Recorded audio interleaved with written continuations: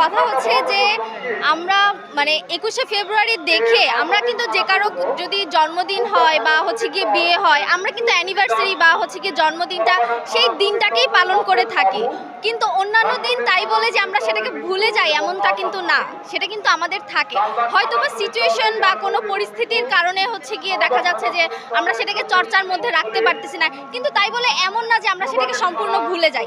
আমাদের মনে প্রাণে বাংলা ভাষা সবসময় ছিল, এটা আমাদের মায়ের ভাষা, এটা সবসময় আমাদের থাকবে। যতই হচ্ছে গিয়ে মানে পশ্চিমা সংস্কৃতি আমাদের দেশের মধ্যে ঢুকে যাক বা হচ্ছে গিয়ে আমরা অন্য দেশের সংস্কৃতি যতই ফলো করি না কেন, দেখা গেছে যে আমাদের কথাবার্তা আমাদের হচ্ছে গিয়ে চাল চলনে এখনো কিন্তু বাংলার সেই মানে যেই রসটা বা যেই রেশটা আছে সেটা কিন্তু আমাদের সবসময় এখনো আছে, এখনো এটা চলমান থাকবে যতদিন পর্যন্ত দেখা গেছে যে তরুণ প্রজন্ম যারা ভবিষ্যতে আসছে তারা মানে তাদেরকে যদি আমরা আমাদের এই প্রজন্ম যদি মানে ভাষার প্রতি বাংলা ভাষার প্রতি যদি যেই মানে যেই মর্মতা বা হচ্ছে গিয়ে যেই গুরুত্বটা আমরা যদি তাদেরকে এটা বোঝাতে পারি, দেখা গেছে যে এটা কখনোই বাংলা ভাষার বা বাংলা সংস্কৃতি শেষ হবে না, এটা সবসময় আমাদের কাছে থাকবে।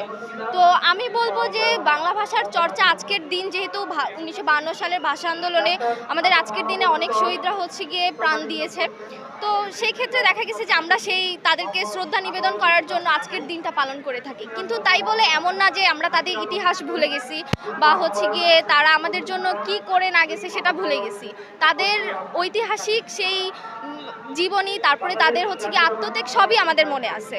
তো দেখা গেছে যে আমরা যদি এইসব আমাদের যে ইতিহাস এগুলো যদি আমরা আজীবন ধরে রাখতে চাই, আমাদের নতুন প্রজন্মকে সেগুলো হচ্ছে কি শেখাতে হবে, তাদেরকে বোঝাতে হবে।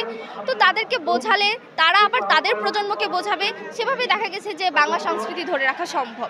তো আমি মনে করব যে এখনো পর্যন্ত বাংলাদেশ থেকে মানে তরুণ প্রজন্ম বা হচ্ছে গিয়ে বাংলা ভাষার যেই মানে সংস্কৃতি তা একদমই দূর হয়ে যায়নি, তা এখনো আছে।